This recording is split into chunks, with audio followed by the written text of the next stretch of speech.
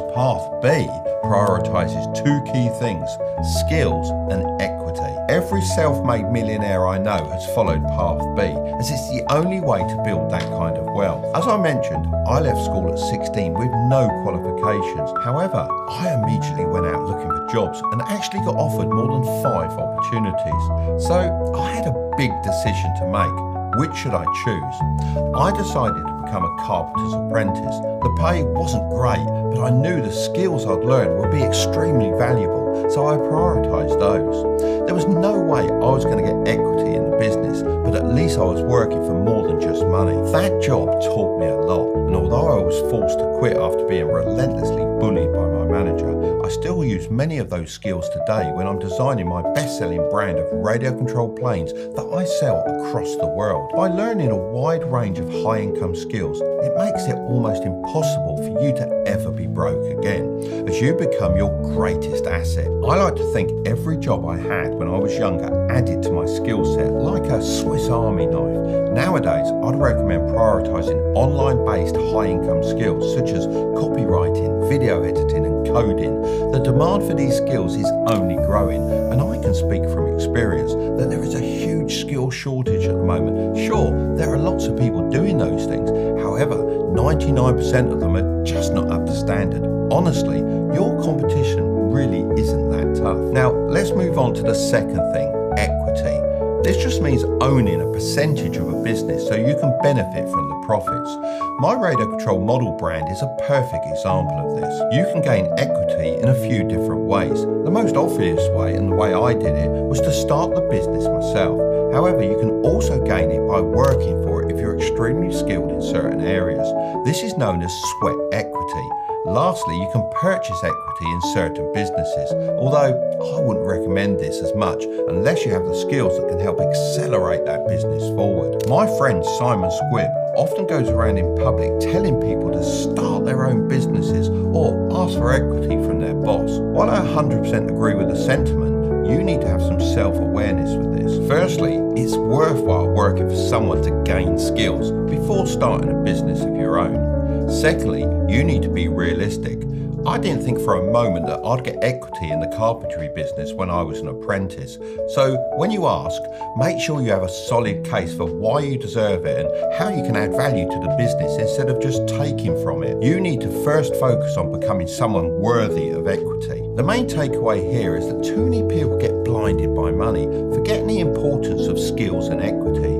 This is the biggest trap. The more you obsess over earning just money, the less you'll likely make in the long run. The second thing to avoid is buying a luxury lifestyle. Picture yourself cruising through Dubai's sun-drenched streets in a bright yellow Lamborghini. You pull up to a swanky restaurant and order a $500 fillet steak without batting an eyelid. How does imagining that lifestyle make you feel?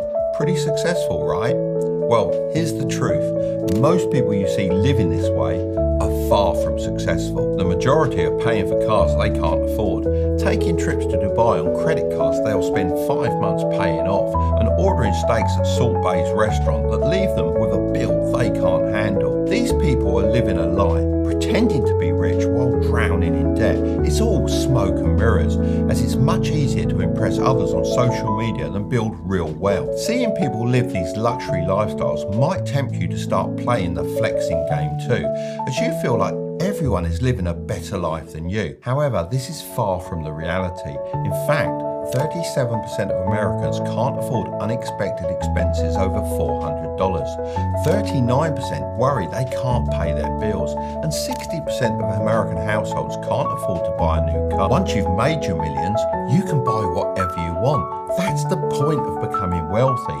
However, in the early days, you can't live like a king and build wealth at the same time.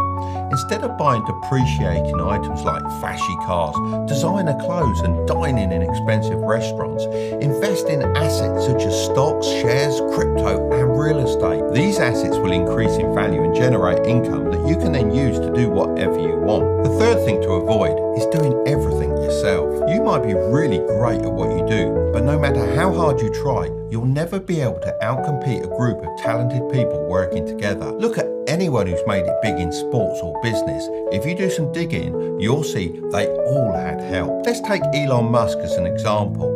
On the surface, it might appear like he's a genius entrepreneur who's achieved everything single-handedly. However, that couldn't be further from the truth. He was part of the group that launched PayPal. When eBay acquired PayPal for $1.5 billion in 2002, these newly wealthy tech experts spread across the industry like a virus. Now they're known as the PayPal Mafia, as they've become such a powerful group. After leaving PayPal, they started many successful companies. These include big names like YouTube, Yelp, LinkedIn, and SpaceX. They often invest in each other's projects and give advice. But what if you're not aiming to launch the next billion-dollar company and instead just want to earn some extra money with a side hustle?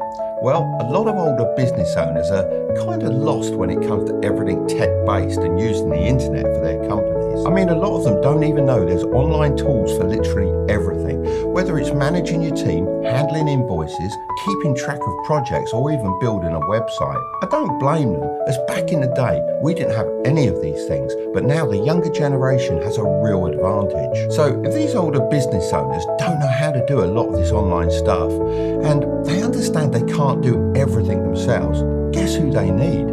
You. You can help them bring their businesses into the 21st century and make a lot of money in the process.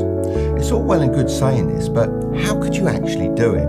Well, if you want to give this a try, then I'd recommend using an all-in-one management platform. Odoo is a great choice as it includes the tools I just mentioned and more all in one place. Here's a great example of a website that needs a proper update. It looks like it was built over 10 years ago. Let's jump on Odoo and make something a bit more up to date. So I'm going to go over here and select the e-commerce app option. Now let's fill this in. I want a business website. There we go. And I want for my gardening business. After this, I've got the option to choose my color palette here, but instead, I'm just going to add their logo so that Odoo just builds a palette based on their brand colors. Now we've got to pick a theme. All these look pretty good, so let's go with this one. I can use the drag and drop feature to easily edit the page and customize images. They also have this cool AI tool to help me out with words. Let's fast forward about 30 minutes and I'll have something pretty cool to show you. Check this out, it's way better than the old website in my opinion.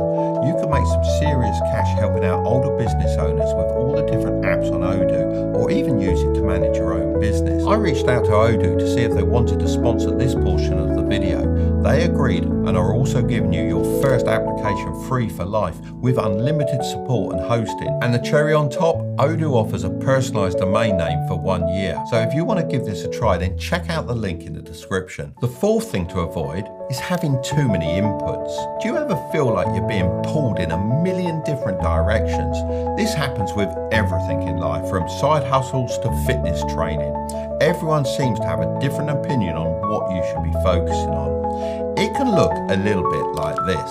This is you, and these are the people telling you what they think you should be focusing on. For the sake of simplicity, let's just call them inputs. All these inputs create hundreds of paths you could follow, like becoming a doctor, entrepreneur, joining a family business, getting a stable 9-to-5 job, traveling, and having a family. Let's call these your potential paths. The sheer number of these pathways can create something called cognitive overload, which is where your brain simply can't cope with the overwhelming amount of information and choices. So what's the solution? Well, I've always started with my end destination in mind and worked backwards. Of course, I didn't know exactly what I wanted to do in the future. However, I had a decent idea. I then made sure to only listen to inputs that helped me reach those targets. The clearer your goal, the easier it becomes to select the right inputs to help you achieve it. So limit the number of opinions you receive and prioritize quality over quantity. Most people have too many opinions being thrown at them, but not from experts. Cut out general opinions and instead seek expert advice. This could come from a mentor, someone successful in your your field, or even educational videos from experts like myself. By doing this, you'll get more valuable, focused and specific guidance for your end goal. Remember, even when you work your way backwards, you still don't need to know everything at once. Fully listen and implement what you learn from an input, and then when you're facing another challenge, you can seek out more inputs that will help you overcome it. If you don't do this, then you'll get mental fatigue, which can lead to decision paralysis, where you find yourself unable to take action or move forward. Some people might even mistake this for being lazy, but in reality, your brain just gets overwhelmed. The fifth thing to avoid is being ego-driven. Let me start by saying this. Arrogant people won't even finish this video. They think they already know everything, so why bother sticking around? But that's exactly the problem. Arrogance blinds you to the opportunities that could genuinely change your life. Ego-driven people are often too focused on the big picture, constantly dreaming of the end goal. This might sound productive, but it's a dangerous trap. When you're always looking too far ahead, you end up overlooking the small but crucial steps that lead to true success. For example, some might be tempted to scroll through this video just to see all 7 things rather than sitting down and actually absorbing the knowledge in each one. But by doing so, they miss out on the valuable insights that could fast track their journey. When you're too egotistical, you start to believe that you don't need advice from others, especially those who might know more than you. You might dismiss the wisdom of people who have already walked the path that you're trying to take. But here's the truth. True wealth isn't just about being confident. It's about having the humility to keep learning, to understand that you don't know it all. And that's where the real growth happens. The more you learn, the more you realize how much you don't know. This is called the iceberg principle. What you know is just the tip of the iceberg. The massive chunk of knowledge is underneath the surface. That's what truly matters, and arrogance makes you forget that it's even there. In short, arrogance is a silent wealth killer. It convinces you that you're too good to learn, too smart to listen, and too important to take the small steps that lead to greatness. The sixth thing to avoid is passing the blame. One of my favourite Chinese proverbs is, "The man who blames others has a long way on his journey to go. The man who blames himself is halfway there. The man who blames no one has already arrived." In front of me, I have 2 objects, a magnifying glass and a mirror. In life, you're going to have to choose to reach for either of these on a daily basis. You might be thinking, Mark's gone mad, but let me explain. If you choose to pick up the magnifying glass, it gives you the ability to hyper-focus on other people. This is a dangerous path, as it leads to the blame game.